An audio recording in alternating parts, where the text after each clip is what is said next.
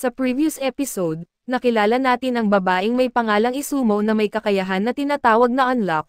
Ang kakayahan na ito ay gumagawa sa mga biktima na mamatay sa tuwing makakahawak sila sa anumang parte ng katawan ng babae. Pero ang bida natin na may pangalang Andy na gusto ng mamatay, ay walang pakialam sa kakayahan na meron ang babae dahil sa matagal na niyang hinihiling na mamatay, at ito na ang tamang pagkakataon upang matupad iyon.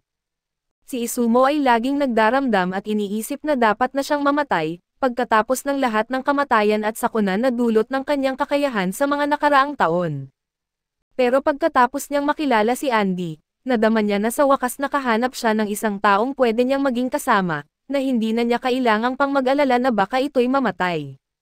Kaso ngayon ay nagsisisi na siya na nakilala pa niya si Andy, at si Andy naman ay dinala si Izumo sa isang pader habang nakabitay ang lato-lato nito, at muling hiniling na makipagtalik dahil ito daw ang magpapalabas sa unlock sa pinakamalupit na paraan. Ngunit hindi isinasaalang-alang ni Andy ang damdamin ni Izumo, at si Izumo ay nahihirapan sa pag-iisip kung ano ang sasabihin bago matapos si Andy sa kanyang pag-eehersisyo. Bago pa man maging sobra si Andy, biglang sinabi ni Izumo na ang unlock ay nakabase sa kung gaano siya ka-attracted sa isang tao at kung mas gusto niya ang isang tao, mas malala ang pinsala ng unlock. Bukod kay Andy at sa kanyang mga magulang, hinalikan din ni Izumo ang kanyang lolo noon kung saan sobrang natakot talaga siya, at ang unlock na nakuha lang nito bilang resulta ay isang bali sa bukong-bukong. Namatay ito pagkatapos ng 3 taon, ngunit matagal na panahon iyon upang isipin niya na dahil iyon sa kanyang unlock kaya't ito'y patunay na kung mas gusto niya ang tao, mas malala ang unlock na mararanasan. Kung ganun nga, kung susubukan ni Andy na gawin iyon sa kanya ngayon, magagalit siya kay Andy habang buhay at ang makukuha lang ni Andy na unlock ay hindi ganoon kadelikado. Naintindihan ito ni Andy at ang bagong impormasyon ay nagbago sa kanyang plano. Sinabi niyang hindi niya maaaring pabayaan na mamatay si Izumo at hinihiling na sumama siya. Sinundan ni Izumo si Andy at dinala siya sa isang kwarto na puno ng armor at mga baril. Dahil sa matagal na panahon na nabubuhay si Andy, mayroon siyang mga base sa buong mundo para sa kanyang mga pangangailangan at sa ganitong paraan, maaari niyang harapin ang mga soap guys kung susubukan nilang habulin siya. Ngayon sila ay nandoon, nagsimula si Andy sa kanyang plano at binigyan si Izumo ng proteksyon laban sa lahat ng klase ng panganib. Ito ay paraan upang protektahan si Izumo kung sakaling susubukan siyang habulin muli ng mga lalaki, lalo pat may nangyaring pag-atake kahapon. Doon ay sinabi ni Izumo na natakot ang mga ito dahil sa pagbagsak ng meteor kahapon, pero kahit totoo ito sa pananaw ng mga karaniwang tao, kaso lang hindi ito totoo para sa kalaban nila dahil sa mayroon silang mga grupo ng mga tao na kayang sumalungat sa mga patakaran ng mundo, tulad na lang nila. At pagkatapos ng pangyayari, alam na nila kung ano ang kanilang mga kakayahan at habang sila ay nag-uusap sa kung ano ang mangyayari sa magiging kinabukasan nila, at dahil sa problemang ito, malamang malaki ang disadvantage nila. Noong 50 taon na ang nakalipas, nahuli dati ng mga kalaban si Andy at marami silang ginawa sa kanya, pinatagal siya sa isang laboratorio ng 10 taon habang paulit-ulit siyang sumailalim sa investigasyon. Nagulat si Izumo nang malamang mahigit 50 taon na si Andy at tinanong niya kung gaano na siya katanda.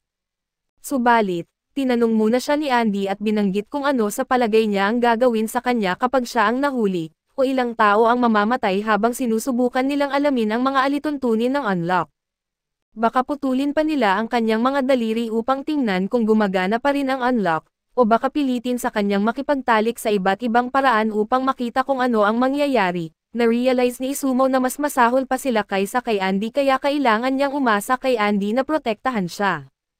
Dahil dito, naglakbay sila magkasama at tinanong ni Izumo si Andy kung may partikular bang lugar silang pupuntahan, ngunit sinabi niya na susundan lang nila kung saan sila dadalhin ng daan, o sa madaling salita, tatakbo sila ng walang humpay hanggang sa maubos ang kanilang gasolina. Nag-alala si Izumo dahil sa maaari silang mahuli kapag naubusan na sila ng gasolina, kaya naisip niya na baka mas mainam para kay Andy kung iiwanan na lang siya, dahil sa maaaring ipadala na naman siya sa laboratorio kapag siya ay nahuli. Kaso wala sa plano ni Andy na iwan si Izumo hanggang hindi ito mahulog sa kanya at mapatay siya gamit ang unlock. Nagpasalamat si Izumo sa pagtanggol sa kanya ni Andy, ngunit sinabi niyang hindi siya mai-inlove rito kaso tiyak si Andy na mangyayari ito sa huli. Habang patuloy na nagtatalo si Izumo at Andy doon ay napansin ni Andy ang isang biyak sa kalangitan at napagtanto na dumating na ang organisasyon, at 50 taon na ang nakakaraan ang mga nag-capture sa kanya ay lumabas mula sa isa sa mga warp gate, kaya sinabihan ni Andy si Izumo na magtago habang sinugod sila ng Union. Isang higanting robot ang umatake kay Andy at tumilapon naman si Izumo sa kalapit na kalsada dahil sa malakas na puwersa. Ngunit halos hindi siya nasaktan dahil sa protection gear na suot niya, pero di ko masabi ang parehong bagay para kay Andy. Sinubukan ni Izumo na lapitan si Andy, kaso lang may nagpigil sa kanya at napansin niyang siya ay nakadikit sa isang lalaki at pagtingin niya dito, napagtanto niya na isa ito sa mga kalaban kaya sinubukan niyang makawala sa lalaking ito at baka magkaroon pa ng isang eksena na maaaring mawala sa konteksto. Sinabihan ng lalaki ang robot na nahuli na niya si Izumo, kaya inutusan siya ng robot na patayin niya ito ayon sa kanilang utos habang hinuhuli naman niya si Andy, kaso lang hindi nais ng lalaking may buhok na asul na patayin si Fuko dahil sa kanyang kagandahan. Samantalang si Andy ay nakaligtas mula sa kamay ng robot at handa nang sugurin ito gamit ang kanyang espada, ngunit biglang tumigil siya. Inakala ni Izumo na ang lalaki na hawak siya ang may kagagawan ng pagtigil ni Andy. Pero nang suntukin siya bumalik ang kanyang galaw at napagtanto niya na may kakayahan ang dalawang kalaban na kontrolin ang katawan ng iba. Ang malaking lalaki ay maaaring i-paralyze ang isang tao at ang may buhok na asul ay maaaring kontrolin ang katawan nila, kahit hindi alam ni Andy kung paano nila ito nagagawa, doon ay pinuri siya ng may buhok na asul sa kanyang matalas na pag-iisip, subalit sinabi nito na ang pagkakaalam niya ay hindi magbabago sa kinalalagyan niya.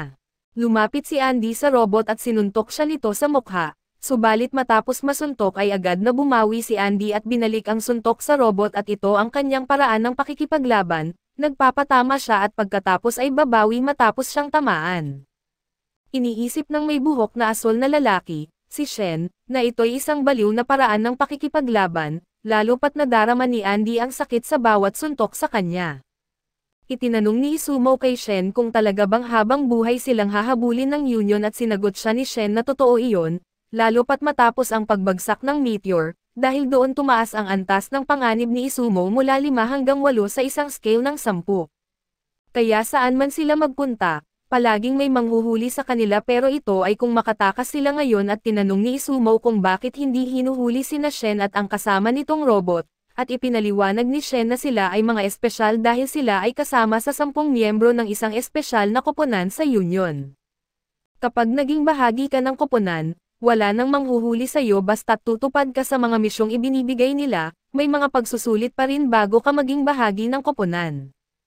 Pero bago papatayin ng robot si Izumo, sinabi nito na walang bakanteng pwesto sa koponan at hanggat walang bakante ay wala ring bagong miyembro, pero bago tamaan si Izumo ng kamay ng robot, biglang dumating si Andy para sagipin siya.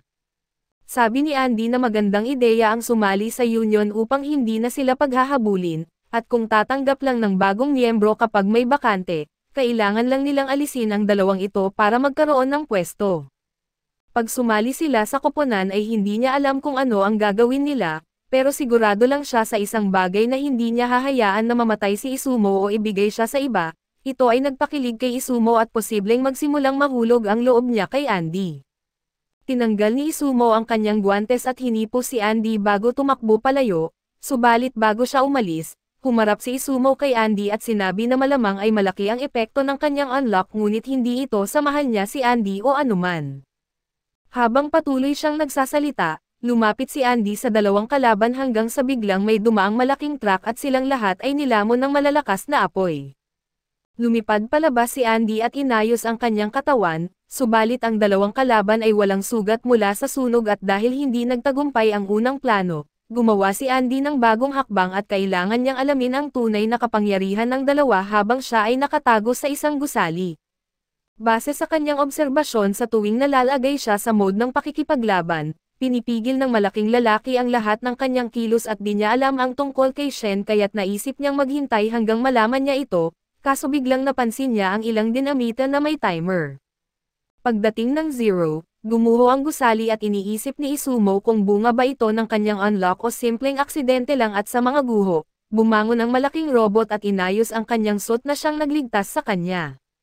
Nais niyang tapusin agad ang misyon kaya't hinanap niya si Andy at nakita niya ang kamay nito sa guho. Ngunit nang bunutin niya ito, isa itong paglinlang at lumitaw si Andy mula sa likod at ginamit ang kanyang daliri bilang baril at binaril ito sa ulo.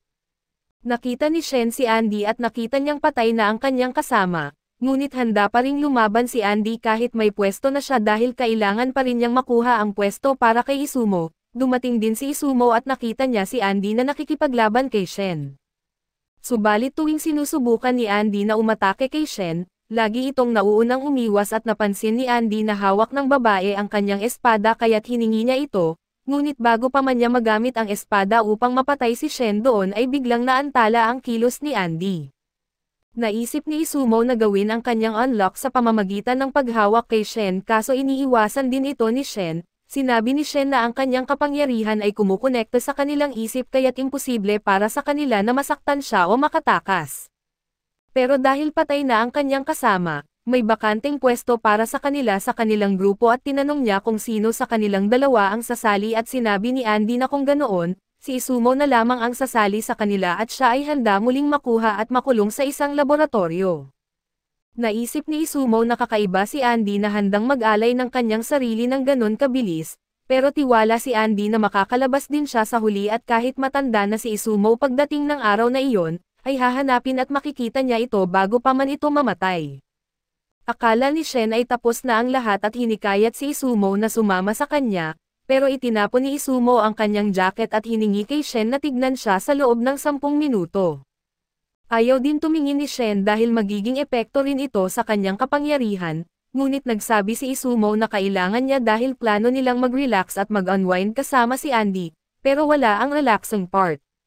Dahil sa kanyang unlock, hindi pa siya nakakaranas ng romantic na relasyon at ngayon na may tao na handang ibuwis ang kanyang kalayaan para sa kanya, naisip niya ito bilang isang paraan para bigyan si Andy ng pinakamagandang pagkakataon na mapatay dahil sa kanyang unlock.